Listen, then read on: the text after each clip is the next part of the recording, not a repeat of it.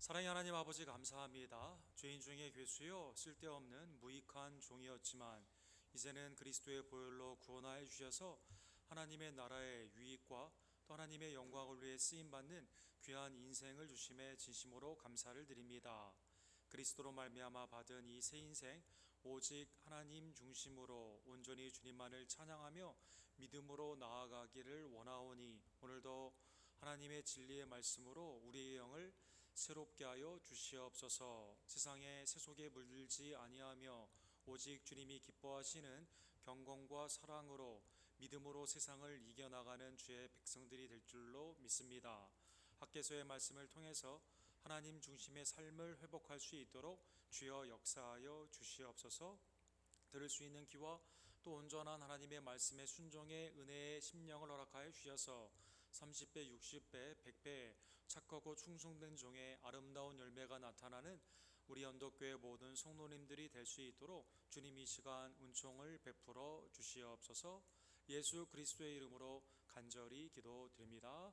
아멘.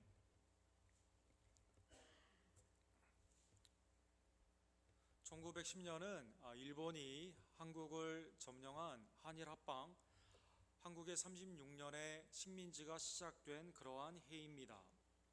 일본이 처음으로 우리나라를 뺏게 되면서 제일 먼저 막고 세우자 한 것은 당시에 경복궁 광화문 사이에 있는 조선의 정기를 끊고자 그곳에 조성 촌독부를 세우게 된 것입니다.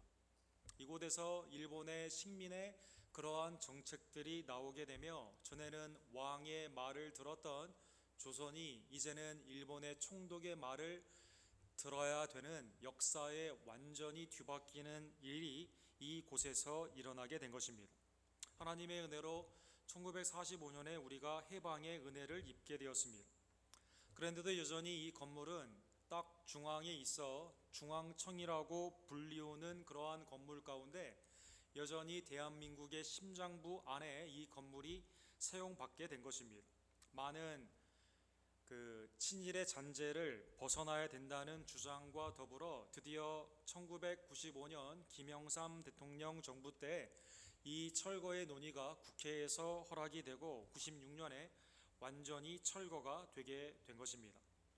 사실 지역적으로 이것이 하나의 그냥 투 에이커, 그 에이커 정도의 땅밖에 되지 않지만 이 위치는 가장 당시의 조선 그리고 대한민국의 중요한 위치, 정치적, 문화적, 경제의 중요한 위치에 있었기 때문에 거기에 새로운 정부, 대한민국의 정기의 기운을 회복한다는 의미에서 이 건물이 제거됐어야만 되는 것입니다. 오늘날 대한민국의 중심은 어디일까요? 아무리 강남이 좋은 건물이 많고 또 많은 돈들이 그 가운데 있다 하더라도 여전히 한국의 정책 그리고 그것이 다스리는 그 의미가 있는 청와대를 우리는 대한민국의 중심이라고 말을 합니다. 경복궁에 그 왕이 앉았던 그 어좌가 있었던 것처럼 대한민국의 미래를 좌지우지하는 새로운 강령과 정책들은 청와대를 통해 나오기 때문인 것입니다.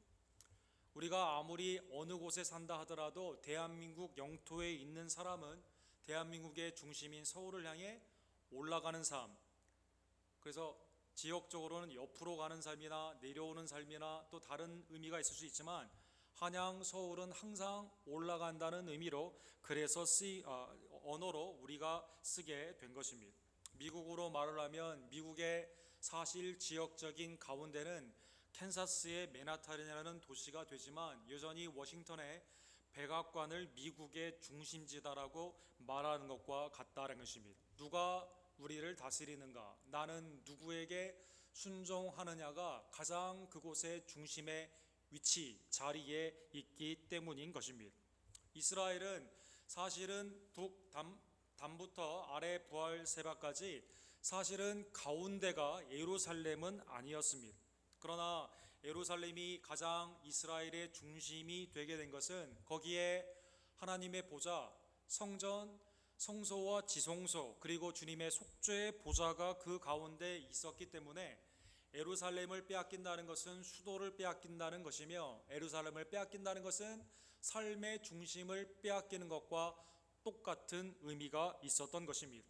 남유다가 하나님 앞에 온전히 행하지 못하고 불순종으로 나아가게 되면서 바벨론의 침공으로 이제 나라가 망하게 됩니다. 예루살렘의 성전에 그 성전의 기구들은 바벨론으로 다 빼앗기게 되면서 그들은 경제, 문화, 정치뿐만 아니라 신앙의 중심을 잃어버리게 된 것입니다. 하나님의 놀라운 그러나 긍휼과 자비 가운데 예레미야의 예언처럼 70년이 된 후에 바사, 오늘날의 페르시아의 그 왕인 고레스가 바빌론을 격침시키고 이제 새로운 칙령을 내리게 됩니다. 에스라 1장 2절에 보면 바사 왕 고레스는 말하노니 하늘의 하나님 여호와께서 세상 모든 나라를 내게 주셨고 나에게 명령하사 유다 예루살렘의 성전을 건축하라 하셨나니, 다시 고향으로 예루살렘으로 돌아올 수 있는 은혜를 그들이 입게 된 것입니다.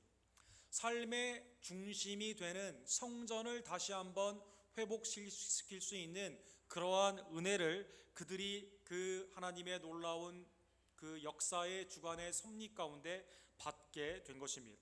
고레스의 감동으로 성전을 짓기를 시작하는 그러한 가운데 처음에는 성전의 지대가 잘 놓아지며 이제 급속도로 새 성전이, 두 번째 성전이 지어질 걸로 예상이 되었지만, 그러나 오늘 본문 학개의 말씀에 보게 되면 이 사역이 지금 어려움에 처하게 된 것입니다.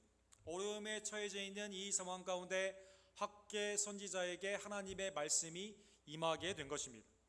월터 카이저는 하나님의 말씀이 한 개인에게 오게 되지만 이것이 어떻게 영원한 진리의 말씀으로 모든 만민에게 주어지는 말씀인가 다음의 과정으로 설명을 하고 있습니다.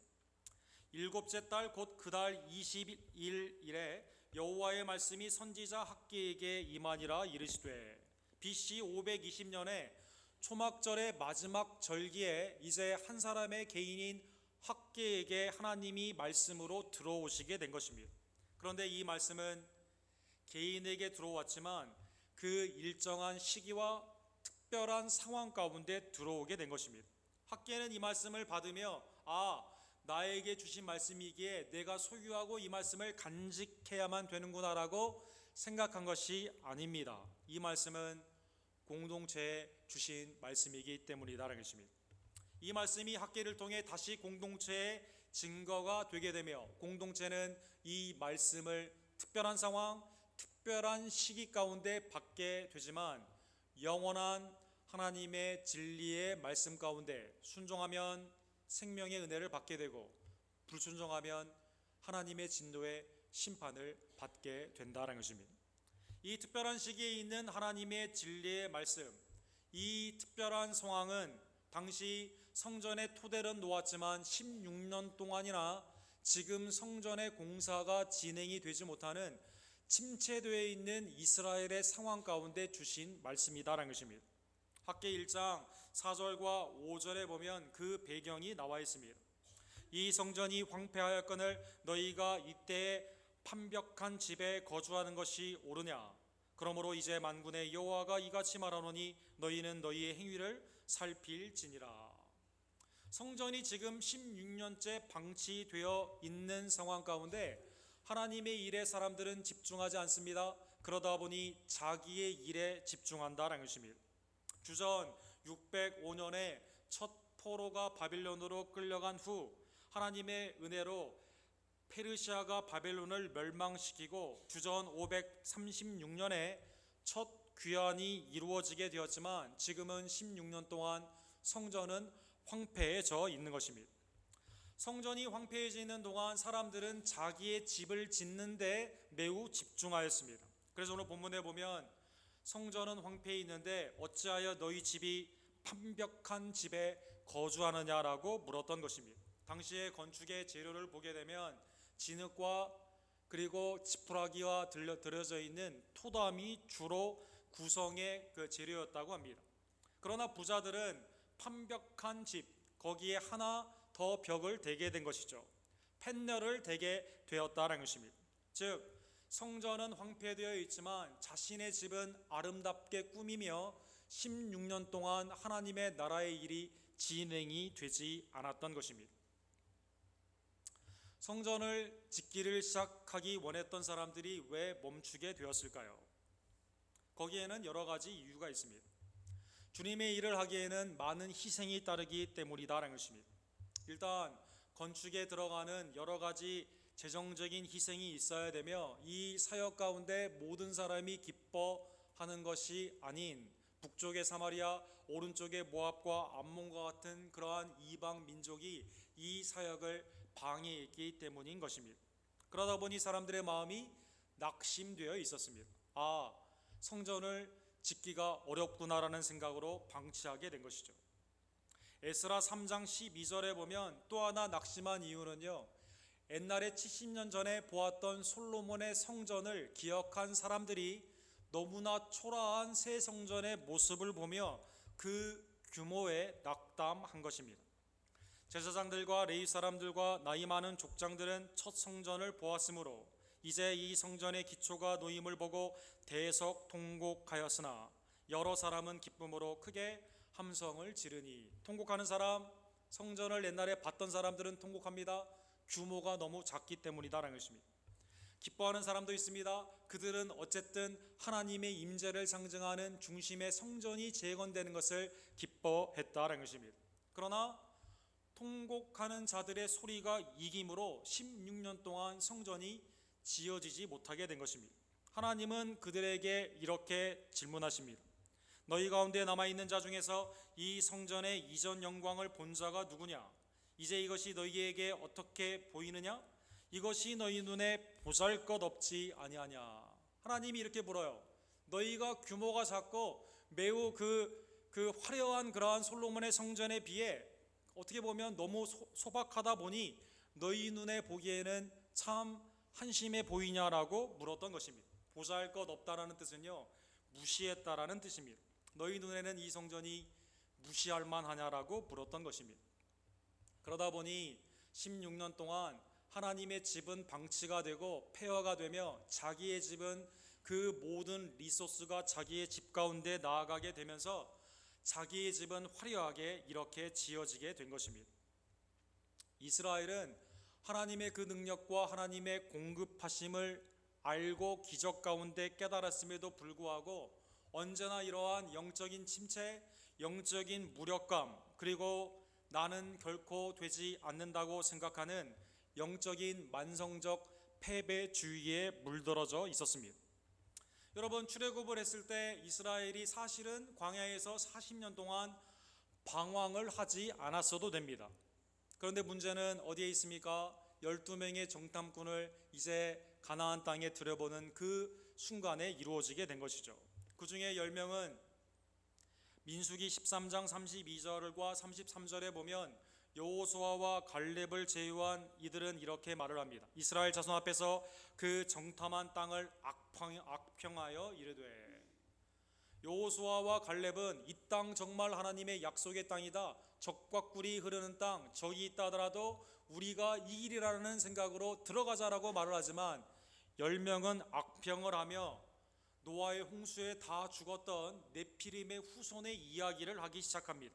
거기서 네피림 후손인 아낙 자손의 거인들을 보아나니 우리는 스스로 보기에도 메뚜기 같으니 그들이 보기에도 그와 같을 것이니라. 스스로 낙담하여 메뚜기와 같은 형편도로 자기를 왜곡하여 낮추었다는 것입니다. 하나님의 능력도 믿지 않습니다. 하나님의 약속도 붙잡지 않습니다.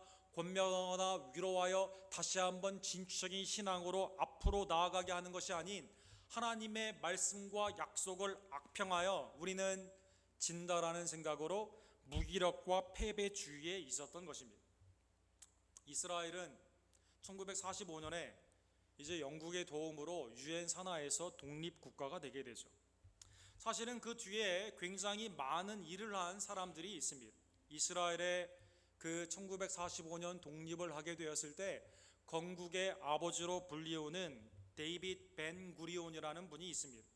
이분은 당시 소련의 유대인으로 있었던 분입니다. 수많은 핍박이 있었지만 시오니즘, 시온이 회복돼야 된다는 운동 가운데 세계를 돌아다니며 수많은 사람들에게 이스라엘의 독립이 필요하다라는 그것을 설파하게 됩니다. 그런데 놀랍게도 많은 유대인들이 2000년 동안 독립이 안 됐는데 그 구약에 있는 그 시간까지 합치게 되면 약 600년 동안 독립이 안 됐는데 무슨 소리냐, 우리는 안 된다라는 그러한 패배주의에 부딪히게 됩니다. 그는 그래서 이렇게 말을 합니다. 나는 또 실패할 것이다라는 패배주의는 하나님 앞에 가장 비참한 죄다라는 것입니다. 하나님의 능력을 믿지도 않고 하나님의 약속을 받지도 않으며 그 가운데 나의 형편과 처지만을 보고 나는 또 질 거라고 생각하는 이 패배주의는 가장 미저러블한 비참한 그러한 죄다라는 것입니다. 그는 독립을 운동을 하면서 함께할 많은 그러한 정치적인 강요를 준비하게 되었을 때 이스라엘은 독립하지 못한다고 하는 그러한 말을 하는 자들은 다 제외를 시킵니다. 그리고 이스라엘은 독립할 수 있다라는 생각을 가진 자들과 연합을 하여 드디어 1945년에 이스라엘이 독립을 하게 된 것입니다. 여러분, 지금은 10월이죠. 10월은 미국의 야구의 시즌 가운데 마지막 달을 의미합니다. 그래서 아메리칸 리그라고 불리우는 리그와 내셔널 리그라고 불리우는 이 리그에서 잘한 팀이 이제 준결승, 결승을 통해서 월드 시리즈를 통해 챔피언을 뽑게 됩니다. 이번에 내셔널 리그라고 불리우는 곳에서요, 시카고 컵스라는 팀이 올라가게 되었습니다. 그런데 여러분, 시카고 컵스는요 마지막으로 우승하게 된 게 1908년입니다. 1908년 107년째 만에 이제 그 준결승까지 지금 올라가게 된 것입니다. 많은 시카고의 사람들이 설마 올해가 우승할 것인가라는 그 막연한 희망 가운데 이제 많이 응원을 하고 있습니다. 2년 전에요, 1908년에 마지막으로 시카고에서 태어난 할아버지가 돌아가셨다고 합니다. 그래서 1908년 이후에 태어난 분 한 번도 그 우승을 한 그러한 경험이 없는데 이번에 지금 아주 잘하고 있습니다. 또 이쪽에는요, 아메리칸 리그에는 클리브랜드 인디안이라는 팀이 있습니다. 여기는 마지막으로 우승을 한 게 1948년입니다. 67년 만에 올라가게 된 겁니다. 67년 만에. 그래서요, 첫 번째 경기 때요, 1948년, 혹시 우리 교회 계신지 모르겠습니다. 1948년생들은 공짜로 입장을 했다고 합니다. 혹시 올해 97년 만에 우승하는 거 아니냐. 우리 휴스턴은 에스트로스라는 팀이 있죠. 1962년에 창단이 되었습니다. 54년째 한 번도 우승을 하지 못했습니다. 패배주의, 언제 휴스턴이 우승할 날이 올까요? 안 된다라는 생각을 많이 하게 된다는 것입니다. 107년째 올라갔는데 아직도 많은 사람들이 결국 질 거다라고 생각한다는 것입니다. 67년째 우승을 하지 못했는데 설마 올해 우승할 것인가, 많은 사람들이 비아냥거린다는 것입니다. 자, 이러한 낙담, 이러한 패배주의, 만성적으로 나는 질 수밖에 없다라는 생각 가운데 하나님이 이른 뒤로합니다. 나의 삶 가운데 그저 내 인생에 살아남는 길은 나 혼자 하는 일이다라는 생각으로 자기와 자기의 가정 가운데만 집중하던 그러한 황폐한 공동체에 하나님은 오늘 본문에 보면 그렇지, 너희들이 무슨 일을 하겠는가, 너희는 망할 거다라고 말하지 않습니다. 오늘 본문에 보면 하나님은 3번이나 힘을 내라라고 말씀하여 주시는 것입니다. 수룹바벨아 스스로 굳세게 할지니라. 여호사닥의 아들 제사장 여호수아여 스스로 굳세게 할지어다. 이 땅 모든 백성아 스스로 굳세게 하여 일할지어다. 내가 너희와 함께하노라 만군의 여호와의 말이니라. 다 뒤로 물러가 아무것도 하지 못하고 안 된다라는 패배의 그러한 마음 가운데 있는 이 공동체에게 하나님은 지도자 수룹바벨에게, 대제사장 여호수아에게, 그리고 남겨진 모든 백성에게 힘을 내라라는 것입니다. 내가 너희와 함께하지 않느냐? 패배주의 가운데 16년 동안 방치하고 성전은 재건되지 못한다는 그러한 낙심 가운데 있지 말고 새 힘을 내라라는 것입니다. 하나님이 우리에게 힘을 내라고 할 때는요, 나의 정욕을 위해 그러면 내가 더 화려한 집으로 내 삶의 나의 꿈, 나의 인생의 꿈을 내기 위해 힘을 내라는 것이 아닙니다. 주의 삶의 중심이 되는 주님의 전의 성전, 나의 삶 가운데 중심을 바로잡고 하나님의 뜻 가운데 먼저 그의 나라와 의를 찾는 데 너희의 힘을 내라라는 것입니다. 신앙을 바로잡고 믿음 가운데 나아가도록 세상이 힘들고 어렵지만 너는 그 가운데 내가 함께하기에 힘을 내라라는 것입니다. 자, 이제 우리 본문에 보면 함께 하신 하나님은 우리에게 도대체 무엇과 함께 하시기에 낙심 중에 그들이 힘을 낼 수 있었을까요? 첫 번째로 하나님이 함께 계심은 두 가지의 그 약속으로 나타나 있습니다. 말씀으로 하나님은 언약을 계속 상기시켜 주신다는 것입니다. 하나님의 영 성령으로 말미암아 세상에 어떠한 것도 두려워하지 않게 하신다는 것입니다. 이스라엘의 출애굽의 역사 가운데 하나님은 이스라엘이 오합지졸로 아무런 질서도 없이 어떠한 중심의 삶도 없이 나아가게 되는 노예들이었지만 삶의 중심을 잡아주시게 되죠. 어떻게 잡아주십니까? 십계명을 통한 하나님의 언약의 말씀으로 잡아주시게 됩니다. 그들이 갈 길을 알지 못하고 방황하는 삶이었지만 어떻게 그 길을 알려주십니까? 성령의 불과 구름 기둥으로 성령의 그 인도함을 받게 하셨다는 것입니다. 너희가 애굽에서 나올 때 내가 너희와 언약한 말과 나의 영이 계속하여 너희 가운데 머물러 있나니 너희는 두려워하지 말지니라. 새 힘을 낼 수 있는 그 하나님의 임재는 하나님의 말씀이 우리와 함께 하시기 때문이며 하나님의 영인 성령이 우리와 함께 하시기 때문이라는 것입니다. 구약의 예를 들자면 발람이라는 사람이 돈을 받고 거짓 선지자로 이스라엘을 이제 바락으로부터 돈을 받아 저주를 하기 위해 산에 올라갑니다. 산에 올라가 저주를 하게 되는데요, 하나님의 놀라운 강권의 역사 가운데 저주가 축복으로 바뀌게 됩니다. 딱 보니까 저주를 하기 위해 이스라엘의 진영을 보거든요. 민수기 24장 5절에 보면요, 야곱이여 내 장막들이 이스라엘이여 너희 거처들이 어찌 그리 아름다운고 그 벌어짐이 골짜기 같고 강가의 동산 같으며 여호와께서 심으신 침향목들 같고 물가의 백향목들 같도다. 딱 보니까 이스라엘의 지금 그 진영이요, 질서정연하게 가운데 뭐가 있습니까? 하나님의 성막이 있는 것입니다. 성막 가운데는 무엇이 있습니까? 지성소, 하나님의 보좌, 그리고 그 안에는 하나님의 언약궤 말씀이 있는 것입니다. 12지파가 세 지파로 딱 질서 있게 중심으로 하나님의 말씀의 중심으로 서 있는 것입니다. 그 중앙에는 밤에는 불기둥, 낮에는 구름 기둥으로 말미암아 성령으로 인도하는 그 진영이 여러분 장막인데 판벽한 집들이 아닌데 보기에 뭐가 아름답겠어요? 흙이 묻어 있고 모래바람에 시들어지는 그 장막이지만 저주를 하기 위해 올라간 거짓 선지자가 보기에도 중심이 하나님의 말씀과 성령이 있기에 보기에 아름다웠다는 것입니다. 침향목과 백향목, 대칭으로 아름다운 나무의 가장 중요한 관상의 미를 가지고 있는 나무처럼 하나님의 말씀과 성령으로 그 공동체가 아름답게 중심이 잡혀 있었던 것입니다. 사랑하는 성도 여러분, 낙심 가운데 우리는 무엇으로 힘을 얻을 수 있을까요? 그것은 하나님의 언약의 말씀과 어떠한 두려움에도 우리를 이기게 하시는 성령의 임재 가운데 힘을 얻을 수 있는 것입니다. 두 번째로 낙심 중에 하나님은 능력과 영광으로 함께 하신다라고 약속하여 주십니다. 만군의 여호와가 이같이 말하노라 조금 있으면 내가 하늘과 땅과 바다와 육지를 진동시킬 것이요 또한 모든 나라를 진동시킬 것이며 모든 나라의 보배가 이르리니 내가 이 새 성전에 영광이 충만하게 하리라 만군의 여호와의 말이니라.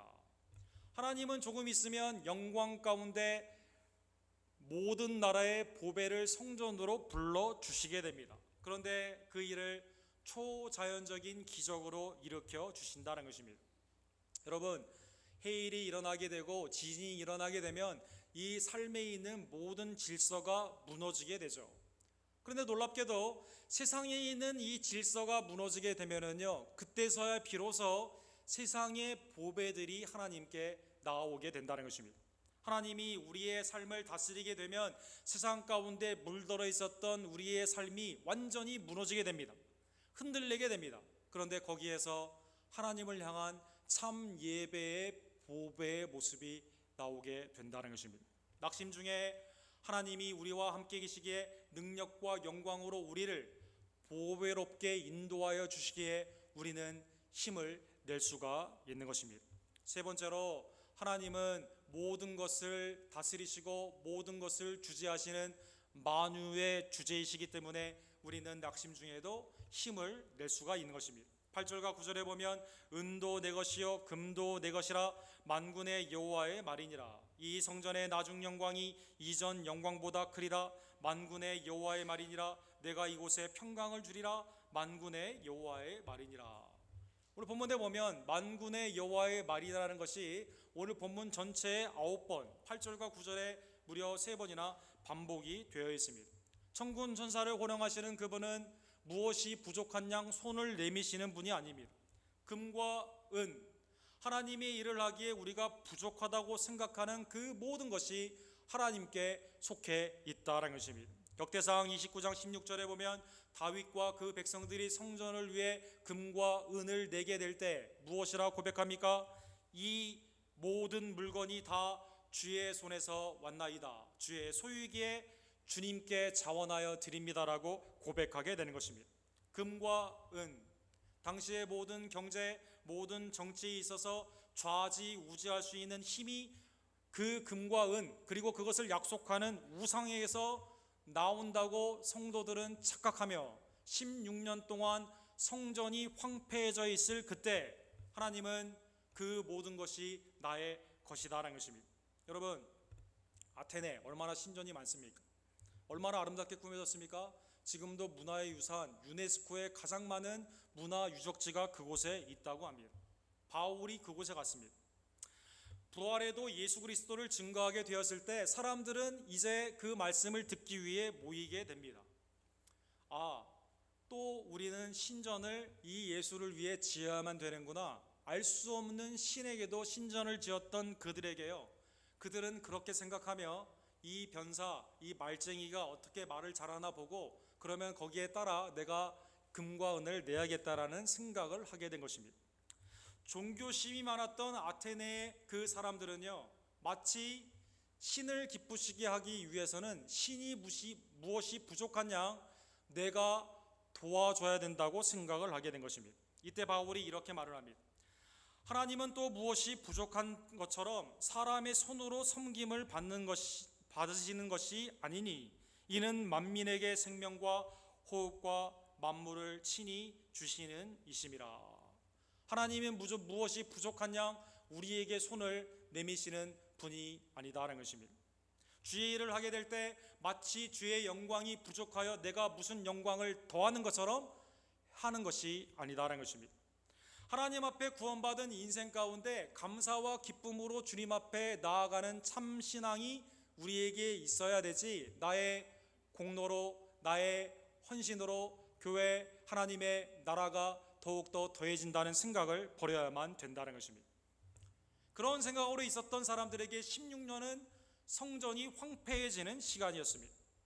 그러나 낙심 중에 하나님을 의지하고 모든 소유가 주께 있음을 깨닫고 주님 앞에 온전히 예배하는 자, 만물을 주관하시며 나의 모든 삶에 호흡을 주시고 공급하시는 하나님의 은혜를 믿는 자, 언약과 성령 가운데 지금도 나와 함께 가시며 비록 규모는 작지만, 비록 지금 토대가 놓여져 있어 황폐되어 있지만 궁극적인 하나님의 그 나중의 성전이 지금보다 더 큰 영광임을 믿는 자에게는 하나님께서 필요한 것들을 공급하여 주신다는 것입니다.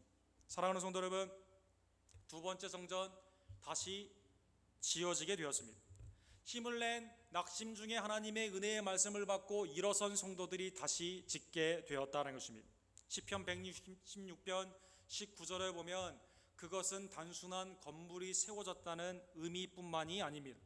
예루살렘아, 내 한가운데서 곧 여호와의 성전들에서 지키리로다. 하나님께 감사의 소원의 제물을 드리고 내가 주의 말씀을 지키겠나이다는 시편의 기자의 심령 가운데 드디어 내 삶의 중심이 온전히 서게 된 것입니다. 내 삶의 중심인 그 신앙, 하나님의 보좌, 속죄의 은총이 다시 한번 나의 심령 가운데 들어오게 된 것입니다. 나의 어젠다가, 나의 삶의 목적이 중요한 것이 아닌 하나님의 나를 향한 그 목적, 하나님께 예배하는 최우선의 그 목적이 이루어졌기 때문이다라는 것입니다.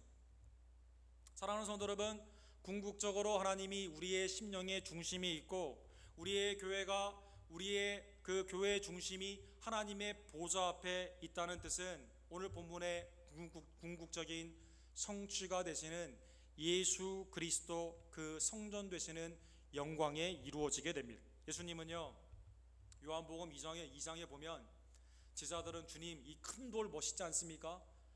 엄청나죠? 이거 규모에 압도당했던 그들에게 40여 년 동안 헤롯이 그 건물을 지으며 자기를 자랑하던 그 성전을 향해 이렇게 말씀하십니다. 너희가 이 성전을 헐라 내가 사흘 동안에 일으키리라. 그러나 예수는 성전된 자기 육체를 가리켜 말씀하신 것이라. 즉 우리의 삶 가운데 진정한 성전인 우리의 심령에 예수 그리스도가 좌정해야만 된다는 것입니다. 나를 위해 죽으시고 부활하신 그리스도가 우리의 심령의 좌정이 돼야만 모든 낙심 가운데서 우리는 힘을 낼 수가 있으며 그 하나님의 은혜 앞에 온전히 나아갈 수 있는 것입니다. 계시록 21장에 보면 본문에 나오는 더 큰 영광의 성전을 곧 예수 그리스도다라고 또 한 번 말씀하여 주십니다. 천국에 가게 되면 물론 성경에 보면 그 금과 은, 벽옥과 수정, 수많은 보석들이 천국에 있다라는 말씀이 있지만 계시록의 맨 마지막에 보게 되면은요, 사도 요한이 성 안에서 내가 성전을 보지 못했나니, 성전을 찾고 있어요. 사도 요한이 성전이 어디 있나를 보고 있습니다. 회복된 성전, 온전한 성전, 그리고 우리의 모든 삶의 영광에 충만한 그 성전을 찾고 있는데 건물의 성전이 아니었다는 것입니다. 이는 주 하나님 곧 전능하신 이와 및 어린 양이 그 성전이심이라. 예수 그리스도 어린 양이 곧 성전임을 그가 깨닫게 된 것입니다. 오직 어린 양의 생명책에 기록된 자들만 들어가리라. 그 성전의 참 의미를 깨닫는 자는 누구입니까? 주님의 생명책에 기록된 주님의 십자가의 보혈로 죄사함의 은총을 입고 성령의 중생함 가운데 하나님의 중심의 삶을 살고자 하는 그 성도들만 깨닫게 되는 것입니다. 사랑하는 성도 여러분, 우리의 심령에 낙심되는 일이 혹시 있습니까? 지금 미국의 대선 가운데 통계에 보니 약 50% 이상의 사람들이 이 대선의 기간 동안에 몸이 아프거나 몸이 굉장히 힘들어하는 50% 이상의 사람들이 이 대선 과정 가운데 아주 feel sick 한다는, 아프다는 그 통계를 모았습니다. 세상 어디를 보든지 우리에게 소망이 아닌 낙심의 소식이 얼마나 많은지요. 우리의 주위, 우리의 교회, 나의 가정과 나의 심령의 인생사 가운데 혹시 여러분과 저는 낙심 가운데 있지는 않은지요. 실패한 인생, 그리고 나의 삶 가운데는 패배하리라는 그러한 만성적 무기력과 영적인 침체에 있지는 않은지요. 우리는 이렇게 전기 지금 굉장히 잘 쓰고 있죠. 2만여 개의 특허를 가질 만큼 많은 발명을 한 토마스 에디슨이 원래 그렇게 발명을 잘한 사람은 아니었다고 합니다. 그는 1856년 9살 때 학교에 들어가게 되는데요, 선생님이 보시기에는 매우 전능하다라는 생각으로 3개월 만에 초등학교에서 중퇴를 시키게 됩니다. 그러나 어머니의 끝없는 그러한 위로와 계속 시도해보라는 그러한 위로 가운데 점점점 많은 것들을 발명하게 되었다고 합니다. 이 전구를 발명하게 되면서 그는 9999번 실패를 하게 되고요, 아내가 딱 한 번만 더 해보고 그만두라고 했다고 합니다. 그런데 1000번째 실험에서 실패를 하게 되니까요, 온 식구들, 주위에 있는 사람들이 너 이제 그만두라고 했다는 것입니다. 인생을 낭비하지 말고 재원을 소진하지 말며 새로운 것을 해보라라고 했다는 것입니다. 이때 토마스 에디슨이 다음과 같은 위대한 말을 했습니다. 나는 실패한 것이 아니다. 그저 전구를 발명하지 않는 만번의 방법을 발견했을 뿐이다. 천재는 1%의 영감과 99%의 노력으로 이루어진다. 그래서 또 시도를 한 겁니다. 그런데 놀랍게도 11번째 실험에서 성공을 하게 된 것입니다. 그래서 우리가 지금 이렇게 정부 아래서 있게 된 것이죠. 실패한 인생 가운데 중요한 것은 몇 번의 실패를 했느냐가 중요한 것이 아닙니다. 마음에 이미 지고 가는 패배주의가 문제인 것입니다. 나의 삶 가운데 하나님의 능력도 믿지 못하며 약속도 붙잡지 못하는 패배주의는 곧 불신앙이다라는 것입니다. 나는 되지 않을 거라는 그러한 낙심 가운데는 하나님의 역사가 일어나지 않는 것입니다. 우리는 비록 부족하고 한계의 상황이 있다 하더라도 전지전능하시며 만유를 소유하시고 말씀과 성령 가운데 우리에게 임하시며 그리고 지금도 내가 너와 함께 하신다는, 세상 끝날까지 너와 함께 있겠다는 예수 그리스도의 음성 앞에 순종하며 나아가는 자에게 하나님의 역사는 이루어지게 되는 것입니다. 여러분, 1620년에 영국에서 메이플라워라는 배를 타고 이제 미국의 그 동부 매사추세츠에 처음에 그 청교도들이 오게 되죠. 근데 미국의 이름도 없고요. 새로운 영국이다 해서 거기를 뉴 잉글랜드라고 사람들은 명했다고 합니다. 청교도들은 얼마나 심한 어려움이 있었습니까? 오는 사람의 3분의 1은 오다가 대서양에서 배 안에서 죽었습니다. 혹한으로 말미암아 첫 번째 겨울에 지나면서 많은 사람이 죽게 된 것입니다. 그들이 플리머스라는 곳에 정착을 하게 되면서 그러나 첫 번째로 하나님 앞에 감사의 예물을 드리게 되는데 그것이 오늘날의 추수감사절이 되게 됐습니다. 그들은 먼저 자기의 집을 세우기 이전에 하나님의 전인 교회를 짓게 됩니다. 그게 First Church라고 불리우는, 첫 번째 교회라고 불리우는, 정말 문자적으로 역사적으로 미국의 첫 교회가 거기에 중심에 서게 되었다는 것입니다.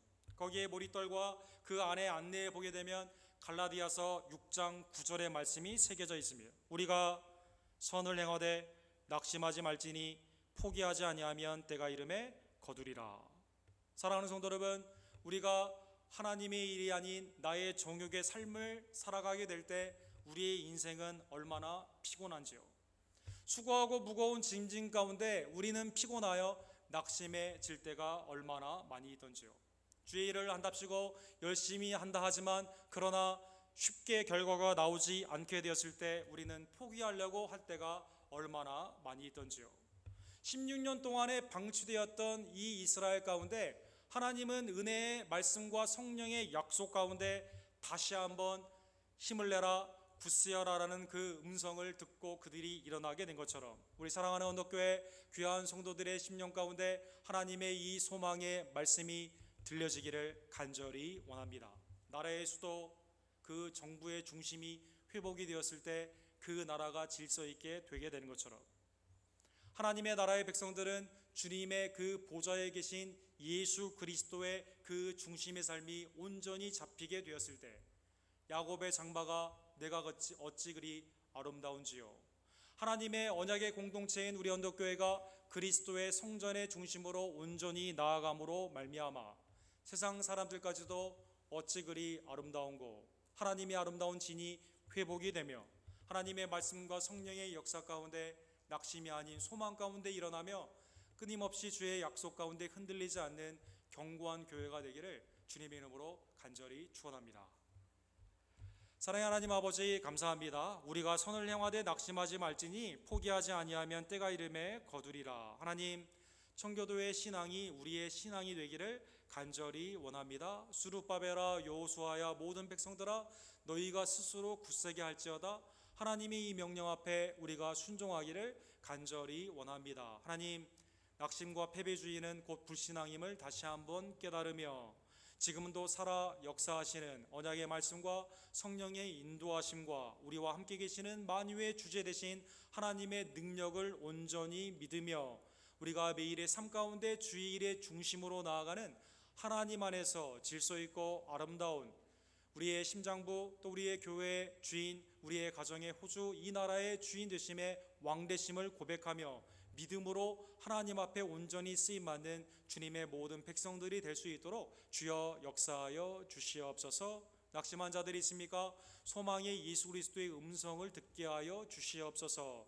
나를 위해 죽으시고 부활하신 예수 그리스도가 진정한 성전 더 큰 영광임을 다시 한번 깨달으며 어린 양 예수 그리스도께 믿음을 두며 하나님을 기쁘시게 하는 믿음으로 세상을 이기며 나아가는 하나님의 권속의 신앙이 될 수 있도록 주여 역사하여 주시옵소서.